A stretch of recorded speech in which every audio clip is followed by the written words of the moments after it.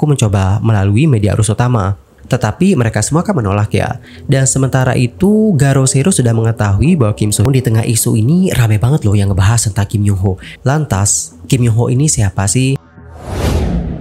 Halo everyone, I'm Mr. Kim dan selamat datang ke channel YouTube aku. By the way, yang nonton, gimana kabarnya hari ini? Apakah dalam kondisi yang baik saja? Atau mungkin sebaliknya ya?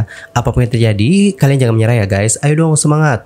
Fighting. Well guys, dalam video kali ini kita itu bakal bahas tentang bagaimana update dari kasusnya Kim Soo Hyun dan juga Kim Se-ron, terutama tentang dibalik alasan Garo Zero Research Institute yang menjadi pengungkap di balik kasus ini. Aku yakin banyak banget ya kalian yang bertanya-tanya, dari banyaknya media, kenapa ya Garo Zero yang menjadi pengungkapnya? Penasaran nggak? Ya udah, yuk mari kita kulik bareng-bareng. But wait a minute, sebelum kita lanjut, di sini aku mengasih rekomendasi buat teman-teman yang mungkin memiliki permasalahan kulit yang kusam. Kalian bisa banget cobain gel eksfoliasi dari Shinzui Glow Spa. Anyway, exfoliating gel dari Shinzui Glow Spa ini itu dapat membantu untuk mengangkat sel kulit mati atau mengangkat daki-daki ini guys.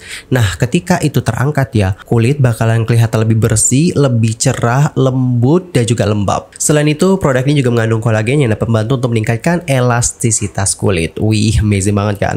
Jadi buruan ya guys. Coba sekarang juga. Yang mau cobain nanti bisa langsung cek tag produk ya. Thank you so much. Alright, enough ya guys. Dan sekarang kita akan lanjut ke topik pembahasannya. Seperti yang sudah kita singgung di awal tadi, kita bakal bahas tentang alasan kenapa Garo Zero yang menjadi pengungkap di balik kasus ini. By the way, sekedar informasi, pada tanggal 17 Maret yang lalu, sebelum mengajukan gugatan pencemaran nama baik terhadap reporter hiburan yang sekarang menjadi YouTuber, yakni Lee Jin Ho di Badan Kepolisian Metropolitan Seoul, keluarga Kim Se-ron mengadakan konferensi pers. Selama konferensi pers itu, Kwon Young Chan yang merupakan Kepala Asosiasi Pencegahan PD Selebriti Korea dan juga diketahui merupakan seorang penyiar, menjelaskan mengapa pengungkapan tentang Kim Se-ron dan Kim Soo Hyun itu muncul melalui saluran YouTube Garo Zero daripada media arus utama. Atau kayak media-media besar guys, misal kayak media TV dan sebagainya. Dalam kesempatan itu, Kwon Young Chan mengatakan seperti ini, langsung aja ya aku bacain terjemahan statement beliau. Ketika keluarga Kim Se-ron datang menemuiku, ketujuh anggota keluarganya ada di sana. Aku menangis bersama dengan mereka. Namun, ada beberapa fakta yang tidak sesuai. Ketika saya bertanya tentang Kim Soo Hyun, mereka ragu untuk mengungkapkan apapun. Aku mengatakan kepada mereka, jika ini tidak terungkap, aku tidak dapat membantumu. Namun, aku akan menjamin kerahasiaannya. Dan selama percakapan, mereka menunjukkan kepadaku surat-surat yang berisikan tanggal-tanggal tertentu tentang Kim Soo Hyun. Jika aku seorang psikolog dalam menegakkan hukum, aku akan segera melaporkannya ke polisi.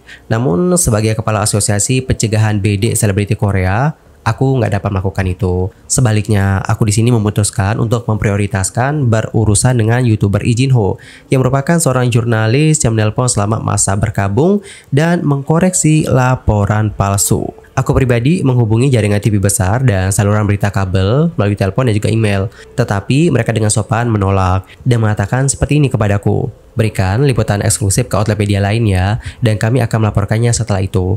Jadi dalam artian media ini kayak mengatakan, kasih aja gitu ke media lain ya, nanti setelah di up sama media itu kita yang akan juga up. Kurang lebih seperti itulah ya guys ya, seperti yang aku tangkap. Intinya mereka itu nggak mau jadi whistleblower dalam kasus ini. Lanjut kita baca lagi statement dari Kwon Young Chan. Salah satu perusahaan berita itu langsung berkata, tidak mungkin kami bisa menerbitkan ini. Jadi ketika orang bertanya mengapa informasi ini keluar melalui Garo Zero, jawabannya simple, aku mencoba melalui media arus utama. Tetapi mereka semua kan menolak ya. Dan sementara itu Garo Zero sudah mengetahui bahwa Kim Soo Hyun dan juga Kim Se-ron itu telah berkencan, tetapi belum dapat menerbitkannya. Nah secara kebetulan aku akhirnya berkomunikasi dengan mereka. Begitulah guys pada akhirnya kenapa informasi ini itu keluar melalui Garo Zero, tidak melalui media-media lain. Kwon Young Chan lebih lanjut mengungkapkan dengan mengatakan, sejak awal aku melihat semua foto Kim Soo Hyun di saat cuci piring, kami nggak bermaksud untuk mempublikasikannya. Namun dalam salah satu videonya Lee Jin Ho, dia menolak foto-foto couple yang diunggah oleh Kim Se-ron dan mengatakan bahwa dia menghapusnya dengan cepat dan agensi membantah semuanya.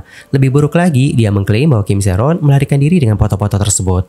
Pihak Kim Se-ron mencoba berkomunikasi dengan agensi, tetapi tidak seorang pun, baik itu Kim Soo Hyun, CEO atau aktor manapun menanggapinya. Setelah banyak pertimbangan, mereka memutuskan untuk mengunggah foto-foto tersebut. Begitu mereka melakukannya, dalam hitungan menit, sebuah panggilan masuk dan keesokan harinya agensi mengirimkan dokumen resmi kedua. Selain itu, menurut Kwon Yong Chan ya guys, dokumen bersertifikat kedua atau surat kedua dari gold medalist itu berisikan klausul ancaman yang menyatakan bahwa jika Kim Se-ron mengunggah foto lagi atau menghubungi siapapun dari agensi atau bahkan menyebabkan kerugian finansial pada drama Kim Soo Hyun yaitu Queen of Tears, dia itu akan bertanggung jawab penuh untuk mengganti kerugian tersebut. Atau kayak Kim Se-ron, nantinya akan bertanggung jawab penuh untuk mengganti kerugian itu.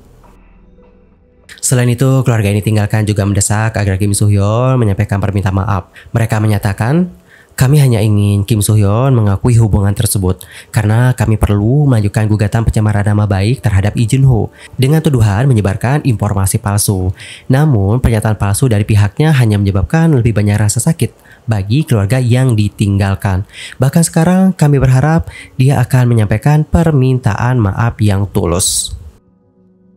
Alright guys, dari informasi ini kita dapat menyimpulkan beberapa hal. Yang pertama, alasan kenapa informasi ini keluar dari Garo Zero itu adalah dikarenakan media arus utama itu menolak guys. Selain itu, Garo Zero juga mengetahui hubungan antara KSH dan juga KSR tetapi belum dapat diterbitkan. Dan secara kebetulan, Kwon Yong Chan yang ngebantu keluarga Kim Se-ron itu berkomunikasi dengan pihak Garo Zero. Begitu. Terus yang kedua, di sini untuk keluarganya Kim Se-ron itu hanya ingin Kim Soo Hyun itu mengakui hubungan tersebut, terus meminta maaf secara tulus. Kenapa mereka pengen Kim Soo Hyun mengakui hubungan tersebut? Tujuannya adalah supaya mereka itu dapat melakukan penuntutan terhadap Lee Jin Ho dengan tuduhan telah menyebarkan informasi palsu kepada mendiang Kim Se-ron.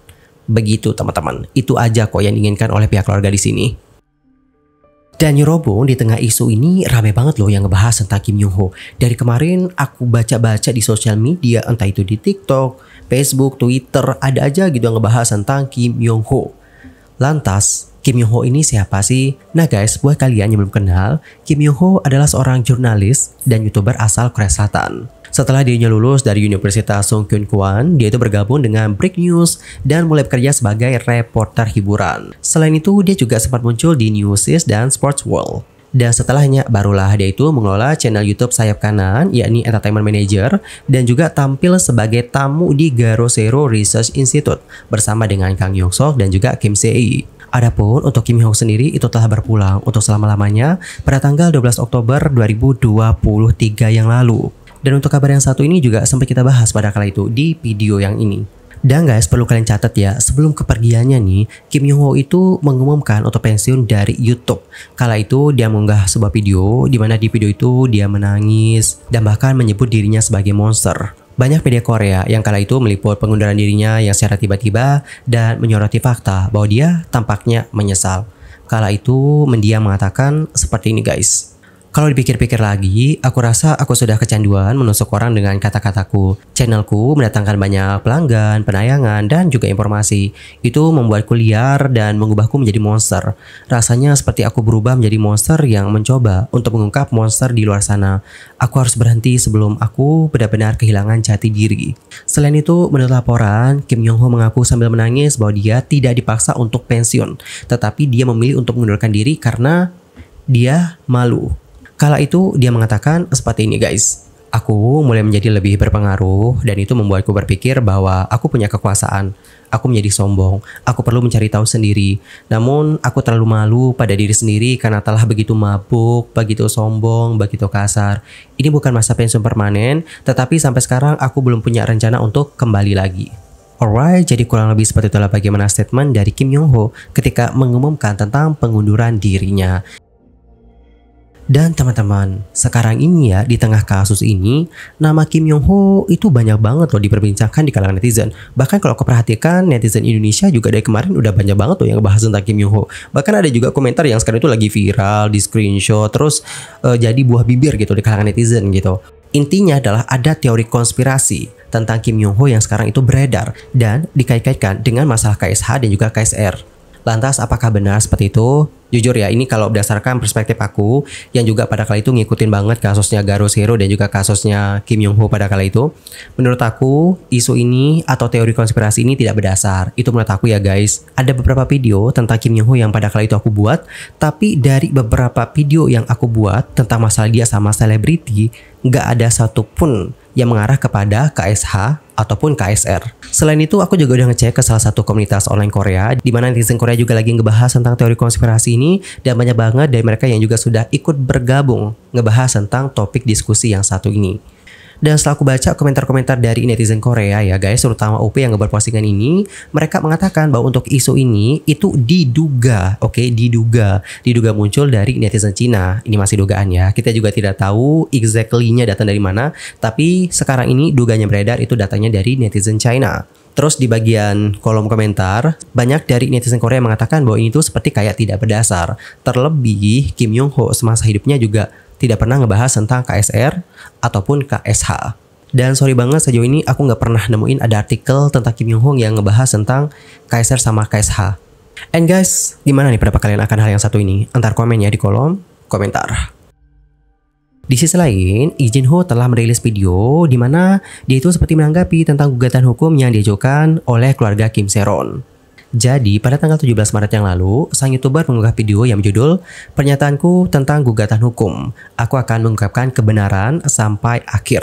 Kemudian, dalam video tersebut, dia menyatakan seperti ini guys. Pada tanggal 16 Maret, keluarga Kim Se-ron mengumumkan bahwa mereka telah mengajukan gugatan terhadapku.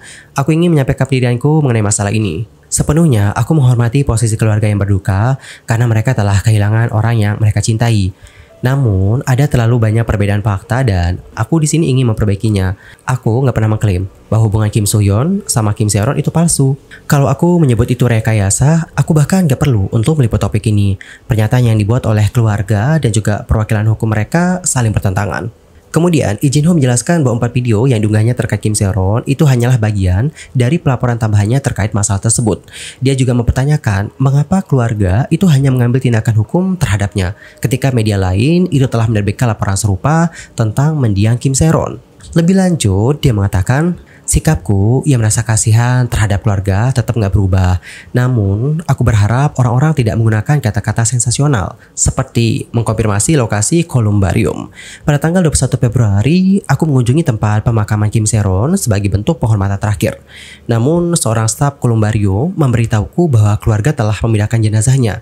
Jadi, aku tidak punya pilihan selain menghubungi ayahnya. Aku hanya ingin memberikan penghormatan terakhir. Kemudian, sang YouTuber membantah tuduhan bahwa dia itu telah mencari di mana lokasi pemakaman Kim Se-ron hanya untuk keperluan pelaporan atau untuk bervideo. Lebih lanjut, dia mengatakan ada narasi menyesatkan yang disebarkan yang mengklaim bahwa aku menelpon keluarga yang berduka untuk mengkonfirmasi di mana lokasi kolumbarium atau bahwa aku menelpon selama masa berkabung mereka. Dan selama kontroversi ini, aku secara konsisten menanggapi kecurigaan dan juga kritik yang ditujukan kepadaku melalui video dan postingan komunitasku. Namun, bantahanku sebagian besar diabaikan.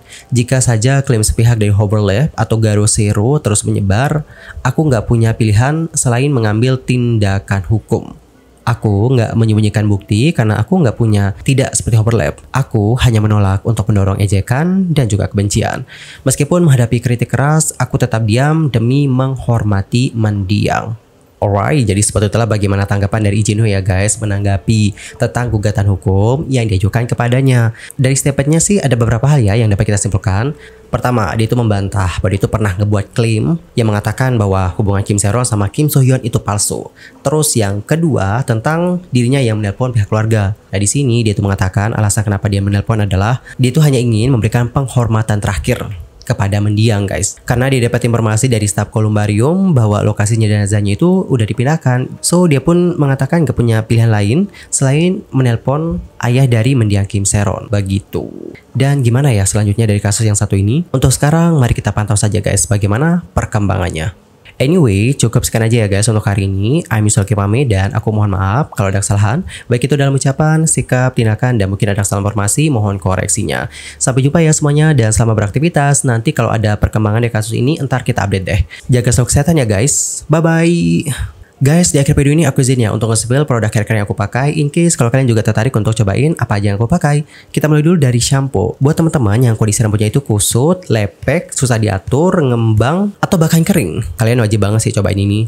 Ini tuh bener-bener gong banget loh guys. Terus kita lanjut ke conditioner. Sebenarnya aku punya beberapa rekomendasi conditioner yang oke banget sih guys. Salah satunya adalah ini. Ini adalah conditioner dari Miranda ya guys. Ini tuh yang smoothing and anti-freezing. Ini tuh ya ada pembantu untuk melembabkan dan juga menutrisi rambut yang rusak. Selain itu, ini juga ada pembantu untuk memperhalus rambut dan juga membantu untuk membuat rambut tampak lebih berkilau guys. Terus aku juga pakai tonik sih, tonik benar-benar penting banget. Kalau untuk tonik aku pakai tonik dari Putri sekarang. Jadi buat kalian yang rambutnya itu rontok, cobain ini guys. Aku sendiri usai pakai tonik Putri pada yang ginseng ini, kerasa banget gitu efeknya, rambut rontok itu berkurang. Oh ya, sekarang itu juga ada lagi promo buy one get one loh guys, promo THR-nya. Mumpung stoknya masih ada, buruan deh dicek sekarang. Dan ukuran yang kalian dapat tuh lebih besar ya guys. Ini kan kecil ya, 200 ml doang. Yang promonya itu 450 ml cuy. Jadi buruan beli sekarang juga guys, jangan sampai kehabisan ya. Yang mau nanti bisa langsung cek tab produk. Thank you so much.